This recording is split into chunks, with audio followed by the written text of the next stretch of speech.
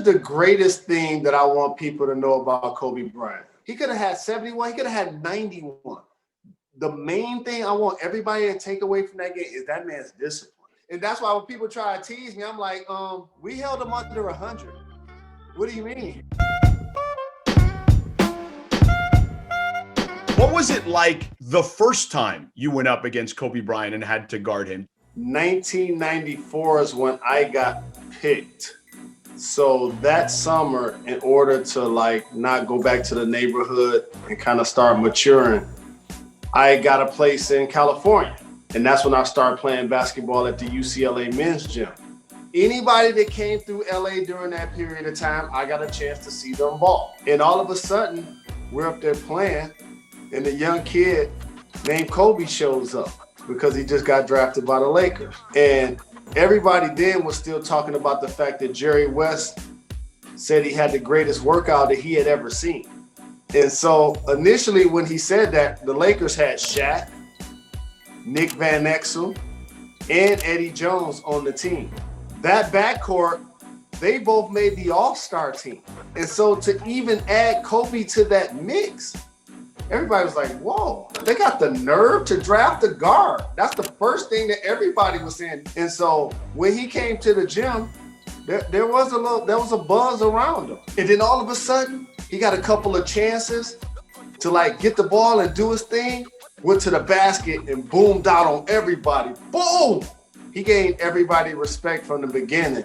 And here's another thing that happened. So everybody's playing in the morning, whatever. And so Kobe and I, afterwards, we went to this little spot in Santa Monica. We were trying to be athletes. It's like, after you work out, athletes, they go get in the hot tub, they go, drink water and these, special juices and whatever. When we got done, I was ready to go kick it in LA. He went back to the gym. And I didn't realize the entire time that they set it up that when we was hooping during the day, he was going back at night. And that's when I knew that he really was going to be not only a special player, but also bring a level of discipline and work ethic that really was just taking the game to a Michael Jordan type, level of, being immersed in the game 24/7, 365. How soon, Jalen, while he's already in the NBA, did you start to notice, his game is rounding out in a way that maybe I didn't even anticipate, even though you did see very early on that he had the work ethic? Right from the beginning. But here's his problem. He already had established vets on his team that were stars in their own right. And I love Shaq just like you do. But if you look at his history, Mahmoud Abdul-Rauf, Penny Hardaway, he always found a way to feud with the other star on the team. That was an absolute fact. And so that summer, I don't think I'm breaking any news here, they had an altercation, a physical altercation.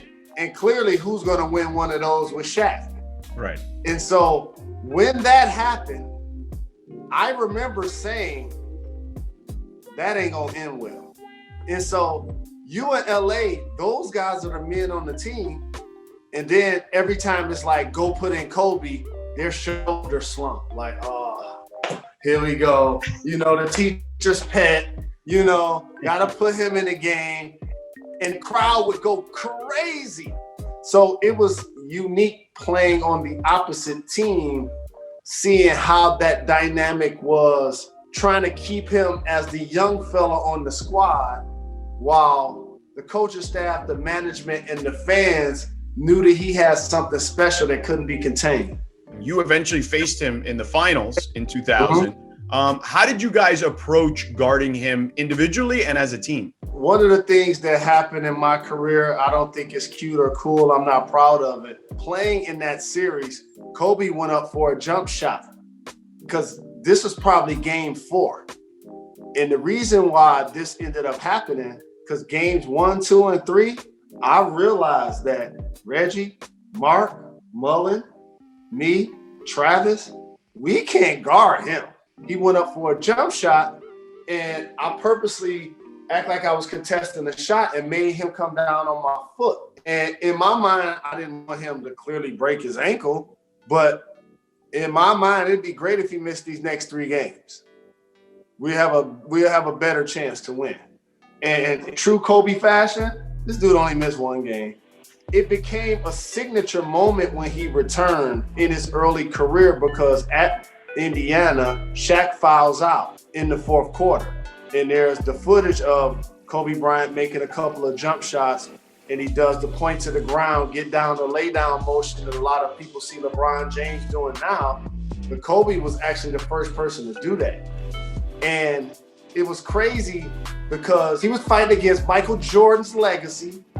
He was fighting against his teammates, and then he was fighting against the opponent. So when that shot went in, he wasn't even like talking trash to the Pacers. That was for his bench.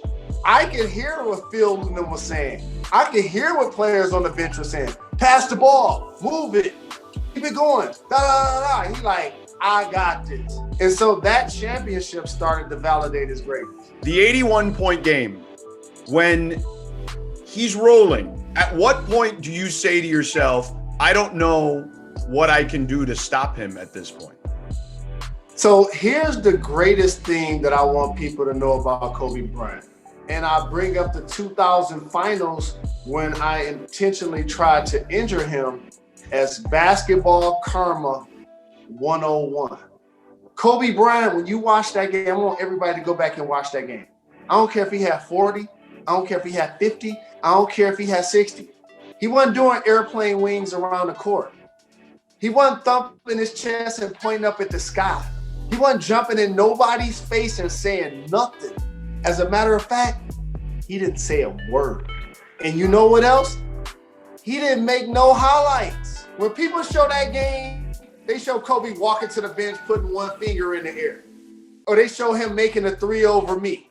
Or they show him like getting a steal and double pump, putting it behind his head, dunking on the breakaway. Because it was so like all-time great that he didn't need highlights. But the most important thing that he did that day, he never talked trash and he never made it about him.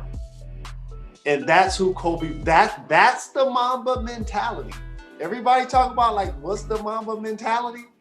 That game, everybody wants to talk about the numbers. He could have had 71, he could have had 91.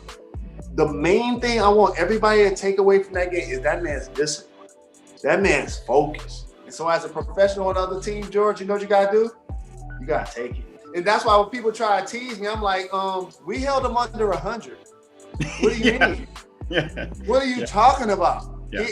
He's the remix to Michael Jordan. If I have a score 44 in the game, I'm mad he didn't have 88. That game embodies his all-time greatness for sure. The times he was most locked in, which is he's always locked in, right? But when he was really cooking, they knew even pregame, because they said that there were times where he'd fraternize a little bit in pregame, or if you hit a shot, he'd say like, hey man, nice shot or whatever. But the days where he didn't say a word to you, that's when you knew you were in trouble. Everything that people say that they like about the old school game, he didn't fraternize with. You ain't got no footage of Kobe exchanging jerseys after the game.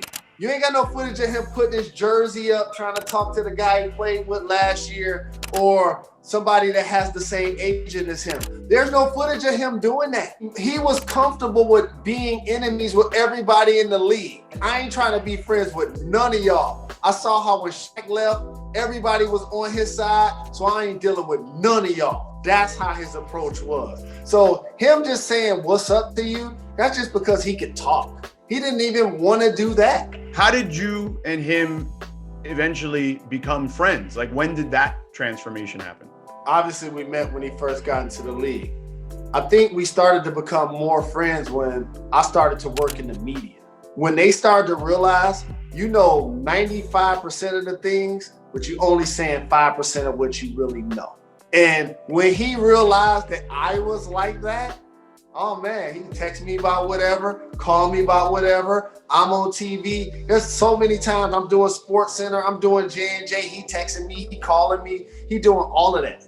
Like, I was standing right next to him at his camp when he first talked to Dwight Howard. And I'm going to say this now because they made amends.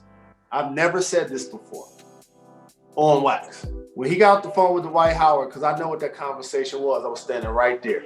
Dwight was excited. He was asking him about LA. He was asking him about how he was going to help him make him better. He asked him, about off the court. He asked him about everything. After he asked all of those questions, you know what Kobe said? I'm going to show you, mofo, how to get championships. What do you think about that? But here's the part that is the kicker that I would never say unless they made up. I was at his basketball camp. I spoke at his basketball camp. I was standing right next to him. He sent shoes to my students for me doing it. He got off the phone with Dwight Howard. He said his head ain't in the right place. This ain't gonna work. And it didn't work. For me, seeing him go from being like somebody that came into the league 17, 18 years old to being an accomplished entrepreneur and winning awards with his production company. One of the guys that worked on Jalen and Jacoby for a long time.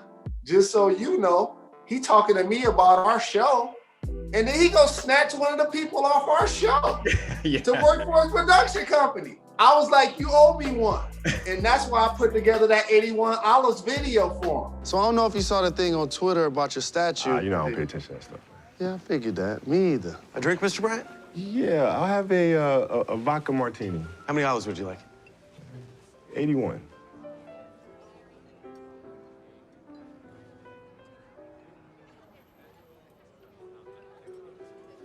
Really? Nah, man, I'm just playing. Just two. Joke for him. At first, he was like, he didn't know if he wanted to clown me like that. He's like, I got love for you. I don't want to kind of dish you, you know what I'm saying? Like, I'm like, dog, it's all good. And so I'm glad there are going to be so many people that have voices on the Kobe Bryant legacy. And I'm extremely proud that I was a part of that 81-point game and playing against him in the NBA Finals and a part of that video, because of those are going to be notable things that continue to happen. And to me, it's an honor to be a footnote, a bug on the windshield, or bump in the road, like whatever you want to call me for the legacy of Kobe Bryant, because any tribute that the world has for him, number 8, number 24, statues, all of that, he definitely deserves it. Thanks for watching ESPN on YouTube. For live streaming sports and premium content, subscribe to ESPN+.